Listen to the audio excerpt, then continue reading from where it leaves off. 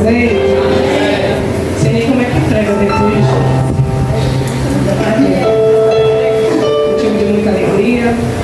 Estar aqui mais uma vez. Na figura da minha casa espiritual. Muito nervoso, é óbvio, não. Agradeço a Deus pela oportunidade, meu pastor Maxwell, que é uma responsabilidade vinda do céu, do pastor, como ele diz, do garçom a servir a igreja. E eu agradeço ao meu pastor a confiabilidade. E agradeço ao Senhor que me sustentou até aqui. E eu creio que até o final deste culto, eu e você seremos alimentados por parte do céu.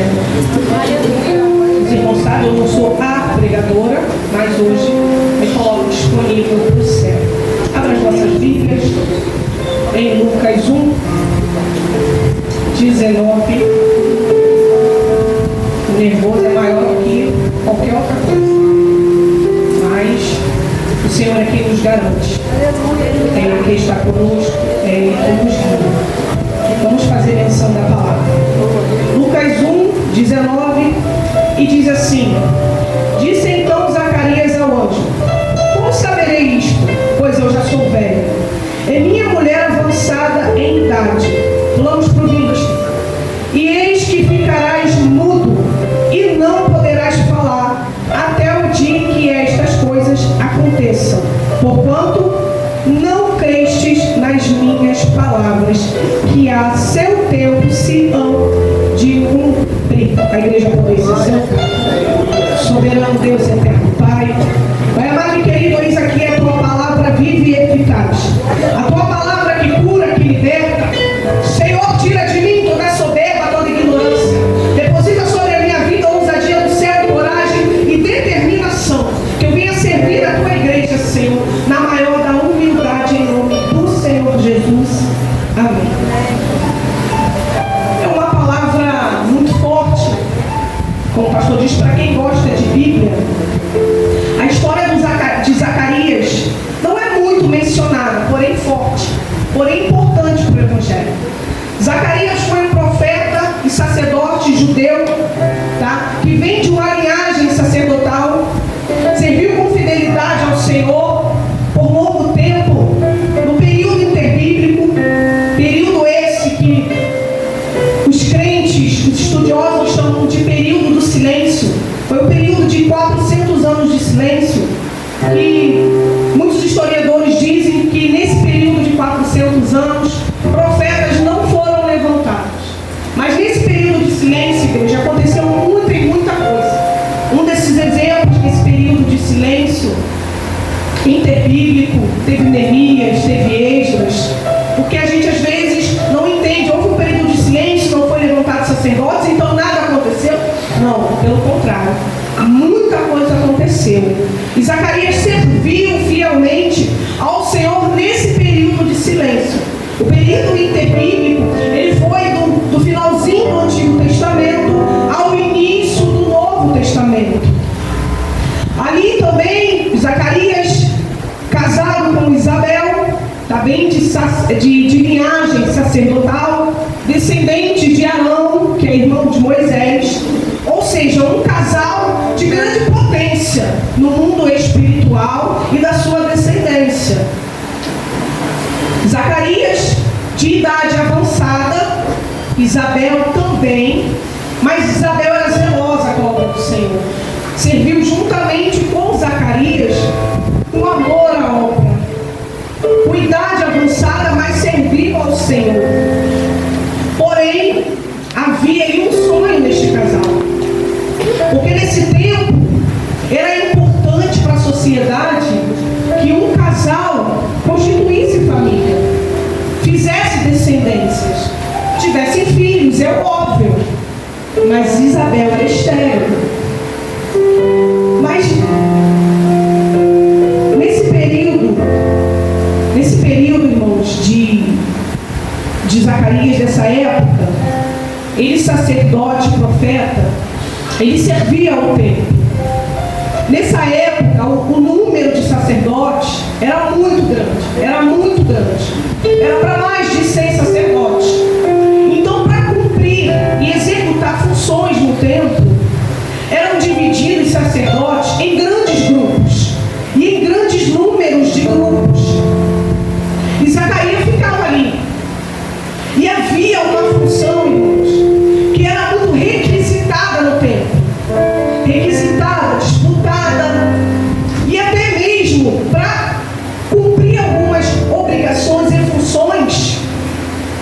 havia sorteios. E uma dessas funções era adentrar ao lugar santo. Ao lugar santo ali para queimar incenso. Não o lugar santo dos santos. No lugar santo dos santos, só o sumo sacerdote poderia adentrar. Agora, o lugar santo, os sacerdotes entravam. Mas era um local santo, como o nome já diz, e requisitado. Tão requisitado que o número desses grupos eram grandes e haveria sorteio para que esses grupos, irmãos, aproximadamente, tá? Isso é aproximadamente, eram formados entre 24 a 28 sacerdotes. E apenas um desses 24 ou 28 aproximadamente, aleluia,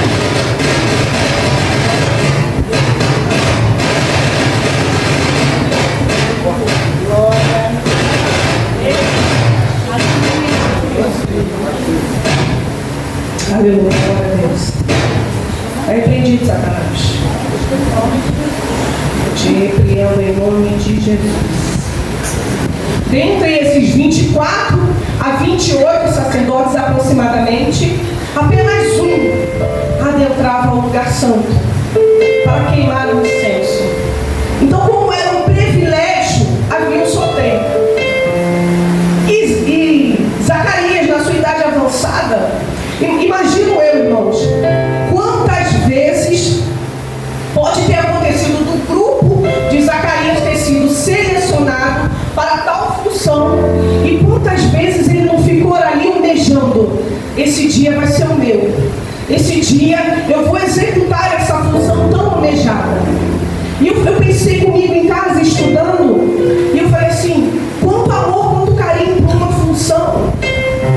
E às vezes a gente está aqui disponível, trazendo para os dias atuais, a gente está disponível para fazer coisas tão simples e não é requisitado. O que é requisitado hoje, meus irmãos, infelizmente, é o microfone, é o banner, você está no banner, é os demais vendo você fazer funções. Isso é requisitado. Infelizmente, obras menores não é requisitado. Não tem expectativa. A gente não se coloca na expectativa: poxa, tomara que o pastor me escale para ele ficar na portaria. Tomare. Não, infelizmente hoje nós nos encontramos em situações, tomara que ele nem me vê. Tomara que a líder da escala nem me vê, para eu ficar de serviço.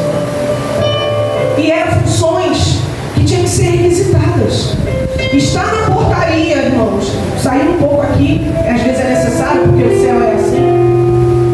Estar ali, irmãos, é uma função tão requisitada. Você é o cartão de Deus, não tem um cartão postal. Estar ali é o cartão de Deus. É ali que a alma te vê de primeiro. É ali que ele decide se volta ou não volta mais. Depois ele confirma quando entra aqui e ouve uma palavra vindo do altar, recebe um abraço de um irmão, mas é lá que começa o culto.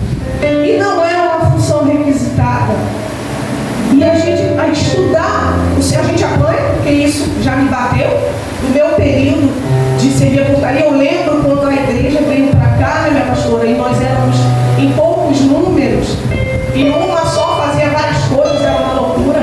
E eu falava assim: Senhor, não deixa meu cansaço, o meu nervoso bloquear nenhum irmão de ver a tua presença sobre a minha vida. Que eu seja diferença ali no portão.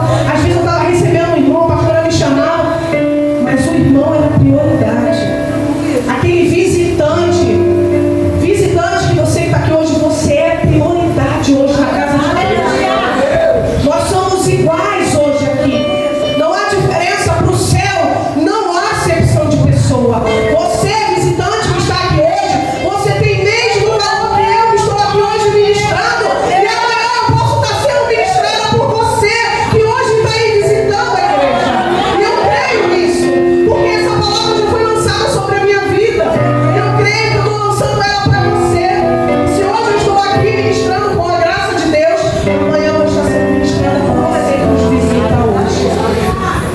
Amém. Nesse sorteio, irmãos, que não é sorteio, né? Foi o momento certo, o momento oportuno, o tempo de Deus em favor de Zacarias. E aqui eu já quero assim integrar ainda mais. Por quê? Porque aquilo era rotineiro de Zacarias. Servir ao templo, fazendo as suas funções, o seu ofício sacerdotal, era rotineiro. E aonde o Senhor agiu? Na rotina de Zacarias. E muitas das vezes nós acordamos, nós dormimos, vai trabalhar, volta para casa, vem para o culto, glorifica, volta para casa, rotina. E o que você diz? O Senhor não está fazendo nada. Eu vivo uma rotina e eu não vejo o agir de Deus sobre a minha vida. É na tua rotina que Deus vai fazer acontecer. É na sua rotina que Deus te visita, que Ele fica te sondando, para ver na sua rotina se você tira alguns momentos para palestrar com Ele, para glorificar Ele. Porque sair de casa só glorificar na igreja, rotineiro. Mas quando eu mudo a rotina e faço algo diferenciado, o Senhor age. Eu creio que nesse período Zacarias saiu da rotina, porque ele não entrava no lugar santo. A rotina era servir o templo. Entrar no lugar santo era fora da rotina, era algo especial. E o Senhor falou: opa, algo especial acontece hoje na tua rotina. Creia que dentro da tua rotina o Senhor vai, em teu favor, vai liberar milagre. Vai haver resposta do céu dentro da tua rotina, que você fala que nada está acontecendo e o Senhor está dizendo: eu vou agir em teu favor. Aleluia! Oh, glória a Deus, eu recebo isso. Oh, maravilha de Deus. Glória a Deus. A quem Isabel iria gerar, irmãos? A quem era a promessa? A Isabel. O que Zacarias fez? Como eu falei para vocês aqui. Disse então Zacarias ao anjo: como saberei isto? Pois eu sou já velho e minha mulher avançada de idade. O que houve aqui na vida de Zacarias nesse momento? Incredulidade, falta de fé, sem esperança, coração duvidoso. Automaticamente o anjo já nem deu mais chance de resposta. E eis que ficará mudo, e não poderás falar até o dia em que estas coisas aconteçam. Porquanto não crestes nas minhas palavras, que ao seu tempo hão de cumprir. Eu já entendo aqui, irmãos, que foi liberada uma promessa sobre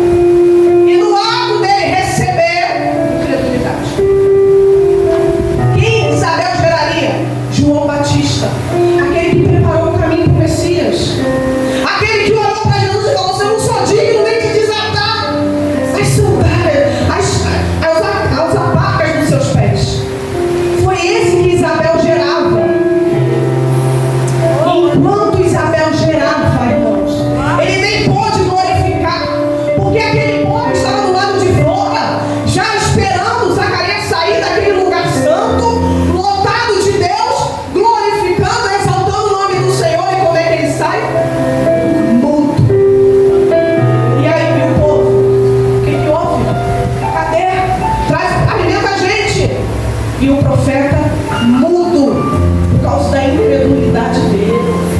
Quando o Senhor confia algo em nós, principalmente para o ministério, eu digo para mim, para o ministério, quando o Senhor confia algo em nossas vidas e Ele nos revela algo, nós não podemos e nem devemos deixar a incredulidade se apossar da nossa vida, porque a gente prejudica os demais. Porque se o povo olha, esse povo não tem credulidade no Senhor, como é que eu vou ter? Se automaticamente a gente sobe aqui e tem que alimentar a igreja, como é que eu vou liberar uma palavra de incredulidade? É posicionamento, é fé, é crer no Senhor, é fé. A gente está numa fé lenta, numa fezinha que anda pior que tartaruga. Que fé é essa que a gente está vivendo? Lá em Hebreus 11, se eu não me engano. É isso, pastor? Graças a Deus, pastor, é a própria Bíblia. Ora, sem fé é impossível. Obrigado, a Bíblia. Ora, sem fé é impossível agradar a Deus. A gente pode pular, irmãos. A gente pode profetizar. Eu posso fazer aqui um show maravilhoso de profecias, entregar mistério com a minha fé morta. Não estou agradando nem a Satanás. É capaz de Satanás debochar da minha cara. Eu aqui fazendo show pirotécnico e ele olhando, cadê a fé dessa mulher? Não consegue crer no próprio milagre. Não consegue crer nas maravilhas que o Eterno pode fazer para ela. Nem para mim serve. E digo mais, como é culto de libertação, eu estendo isso aqui para algo mais intenso. Se houver alguém aqui que já foi de Umbanda ou algo semelhante, vai entender o que eu estou falando. A fé dos espíritas vai ao extremo. Falo com propriedade por ter servido 1 ano e meio na Umbanda. Glorifica o Senhor, porque colocou um homem no meu caminho que não suportava macumba. Então ali já começou o propósito de Deus de me arrancar do meio da podridão. Vivia íntegra para as entidades. Eu tinha total fidelidade com as entidades. Aí a gente vem para o caminho do Senhor e coloca a fé em dúvida. Irmãos, é batalha todo dia. Aqui é culto de libertação, então a gente pode adentrar um pouquinho mais. É batalha todo dia. Todo dia o adversário me testa na minha fé. Todos os dias. Nossa, que exagero. Não é exagero. O inimigo trabalha na nossa mente todos os dias. Ele não cansa. É incessantemente. Você dormindo, ele está trabalhando, ele está te setando. Aí você não ora, o anjo não te guarda, o Senhor não te guarda. Ore todos os dias para dormir. Guarde a tua casa, guarde o teu leito, guarde o leito dos teus filhos, guarde o teu cônjuge do lado. Aí você diz assim, tive um sonho terrível. A gente, mulher, é maravilhosa para fazer isso. Olha para o homem, não me encosta não. Não me encosta não. Ô, senhora vai pegar. Por que, mulher? O que eu fiz? Tive um sonho assim, assado. Eu sonhei isso porque eu quis, irmãos. Você é mulher ou homem porque isso acontece com o homem. Você sonhou isso porque você quis? Eu quero sonhar que ele está me traindo. Para com isso. Acorda para o mundo espiritual. Isso é seta. Isso é dar inflamado para você acordar setada. É verdade. Se é para você acordar setada ou setado, pior, olha teu casamento. Vigia. Falando para mim aqui, ó. Vigia. Obrigado. Tenha vigilância, irmãos. O adversário não brinca não, irmãos. Cuida do teu sono, entrega teu sono para o Senhor. Entrega o teu acordar para o Senhor. Isabel ficou 5 meses, irmãos, escondida, enquanto gerava João Batista. Um dos motivos, alguns historiadores vão dizer que era por vergonha, porque ela era de idade avançada. Nesses 5 meses que ela ficou reclusa, Zacarias ficou mudo.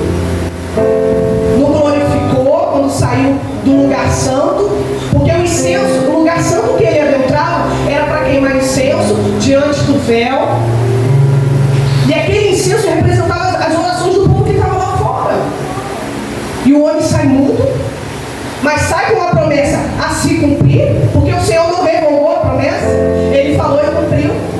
Porém, foram 5 meses de promessas escondidas. Quando João Batista nasce, eita gente, Zacarias volta a falar. Porque queriam dar o nome para João Batista de Zacarias.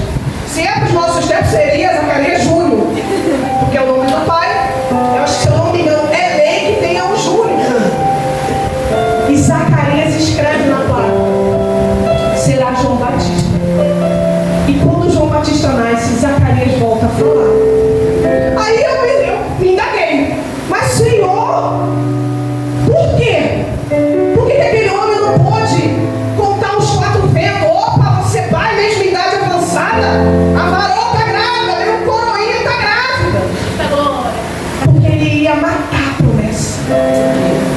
E o Senhor só permitiu ele falar, glorificar, quando a promessa tivesse nas mãos. E o que é que a gente faz com a promessa? A gente abre a boca aos 4 ventos e entrega de bandeja para o adversário. O adversário mata o sonho, mata a promessa, mata quem ia te ajudar na promessa, porque o Senhor faz dessas coisas. E isso é maravilhoso, graças a Deus. O Senhor traz para perto pessoas para te ajudar, para te abençoar, para que a promessa se cumpra. E o que você faz? Você mata até a pessoa que ia te ajudar, porque você abre a boca. E o Senhor está dizendo: glorifica no processo, quietinha, mas só abre a boca quando a promessa estiver nas tuas mãos. Aprenda a guardar o que o Senhor te prometeu. Não duvide. Traga para o coração. Traga para o quarto, que é um lugar de intimidade, é um lugar de guerra. Olha, hoje eu estudando, o pastor me deu um tempo para estudar, é muito bom. Ele falou comigo ontem, é muito bom. Não tem experiência, é muito bom. Eu amo o pastor, muito bem. É muita confiabilidade a nossa ajuda, não é, Michele, né? É muita confiabilidade, eu creio. Irmãos, eu vou falar para vocês que eu tenho até uma mesinha na sala que fica livre, essas coisas. E eu tentei estudar hoje na sala. Irmãos, não dá. O lugar da guerra, o lugar da intimidade é no quarto. O ambiente é diferenciado.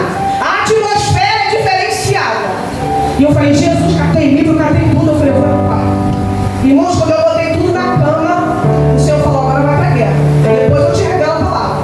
E ali foi oração, oração, oração, e chora oração, revela alguma coisa do céu, pelo amor de Deus. Quando eu sentei e eu botei o livro na cama, eu falei: Jesus, está desconfortável. O Senhor, o que o Senhor falou para mim? Quem disse que eu quero conforto? Você quer? Eu não quero te dar conforto, vai estudar sim. Quando o Senhor acabou de palestrar comigo, meu varão até me ligou. Estava dormindo, mulher? Só filmei a cama para ele. Eu falei: olha bem como é que eu tô. É desse jeito. Promessa para se cumprir, sai da zona de conforto. Satanás te quer na zona de conforto. Está tudo muito bom, está tudo muito legal. Servir a Cristo é sair da zona de conforto. É ficar mudo se for necessário. É servir a Ele no tempo de silêncio. Seja 1 ano, 10 anos, 1000 anos para o Senhor é como um dia. É como um dia, irmãos. Irmãos, a minha casa foi milagre de Deus. Tem 5 meses que eu estou morando na minha casa. Porque foram 10 anos, ou mais, se eu não me engano, de aluguel. De aluguel. Nossa, mano, é muito tempo, muito tempo. Quando eu conheci o Senhor verdadeiramente de intimidade, eu comecei a levar para Ele esse sonho. Toma aí, Jesus. É isso aqui, ó. É isso aqui, ó. Primeiro foi no apartamento, conseguimos comprar um apartamento. Falei: Senhor, ainda não é isso. Mas se é o que o Senhor me proporcionou no momento, eu recebo. Mas eu creio que daqui vai se estender para algo no meu coração. Calada, quieta, sem levar os 4 ventos. Me desviei da presença. Os meus sonhos foram engavetados por Satanás. Quando eu retornei, meus irmãos, meu esposo está aqui, ele pode dizer. E eu estou no altar, se fosse mentira, fulminado, irmãos. Eu retornei em julho os caminhos do Senhor. Isso há 4 anos atrás, tá, irmãos? Retornei em julho. veio a proposta. Vai construir a tua casa lá no terreno. Quando você começar a construir, a gente vê como é que vai pagar. Corri pro terreno, era mato, mato, mato, mato. Olho humano, impossível de construir. O que eu fiz? Deitei naquele mato e glorifiquei ao Senhor por aquela oportunidade. Só eu, meu marido e meus filhos. Falei, Senhor, é isso, eu peguei aquele mato com toda a minha fé. Senhor, eu creio que dentro de um ano eu vou estar aqui com a minha casa de pé. Nem que seja em 2 cômodos. Mas eu creio, se o Senhor abrir essa porta, Satanás não tem poder para fechar. Em janeiro, eu comecei a capinar o terreno. Capinar. Eu, meu marido e meus filhos. Capinar. Em janeiro do ano seguinte, eu estava dentro da minha casa. Porque eu mereço. Porque o Senhor me atendeu na hora que Ele quis. Sim. Porque se fosse pela Amanda, eu queria uma casa há 10 anos atrás. Quando eu estava desviada, doida, brigona, casamento desestruturado, eu queria a minha casa. Mas o Senhor, Ele olha pra gente e fala, primeiro eu preciso te preparar. Eu não posso te abençoar, senão você me larga. Senão você me abandona. Minha casa está por terminar. E eu sei que o Senhor vai fazer aos poucos. Porque o trabalhar dele comigo é assim. O tempo dele, eu vou glorificar minha casa por dentro. Mas com o que eu tenho nesse momento, eu glorifico e exalto o nome dele. Porque é meu e ele é meu. E Satanás não tem poder para tirar. Porque é ele que deu, é ele que toma. E enquanto eu sou fiel ao Deus vivo, nada ele me tira. A não ser que eu seja rebelde e saia das portas. Então, se você tem um sonho, se você tem um projeto, seja fiel a ele nas suas orações, seja fiel no que o pastor nos ensinou, seja fiel devolvendo o que é do Senhor por direito, porque eu faço a minha parte, faça a sua, saiba guardar segredo entre você, teu cônjuge, seus filhos, e às vezes nem os filhos podem saber. Tem coisas que é entre o casal. Muitos sonhos e projetos foram conversados, meu marido chegando no trabalho com muito sono, e a gente ali, ó, capengando e projetando tudo. E o Senhor, graças a Deus, em concordância. E aquilo que não estava em concordância, a gente entendia o recado, porque a gente não conseguia e nem consegue executar. Os projetos dos nossos corações têm que estar linkados com o céu. Primeiro vem do céu, para depois sair do nosso coração. Por que eu entrei nisso, irmãos? É culto de libertação, e eu sei. Mas o inimigo não quer que promessas se cumpram. Eu falei muito aqui sobre bens materiais. Mas há aqui evangelistas, pregadores da palavra. Tem pastores sentados nessa cadeira. E o adversário já vê isso no mundo espiritual. E ele não quer que isso aconteça na tua vida. E eu tenho certeza que o Senhor já palestrou algo contigo. Do que Ele quer com você na obra de Deus. O Senhor não deixa os seus enganar. Antes do Senhor usar o profeta, Ele primeiro fala contigo. Só fica enganado com profecia quem quer. Quem quer? Eu recebo profecia, eu choro, me esvareço, mas eu sei da onde vem, para quem vem e por que vem. Porque antes do Senhor usar o profeta, Ele fala conosco. Ele confirma nos nossos corações. Então que hoje você possa sair daqui hoje entendendo a importância de crer na promessa do Senhor, a importância de reservar o que o Senhor entregou e confiou a você, e não permitir Satanás usar a incredulidade na tua vida, da tua faculdade, da tua casa própria,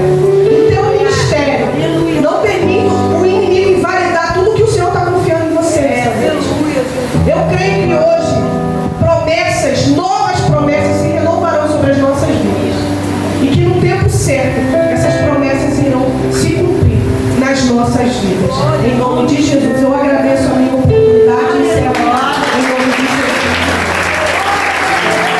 Aleluia.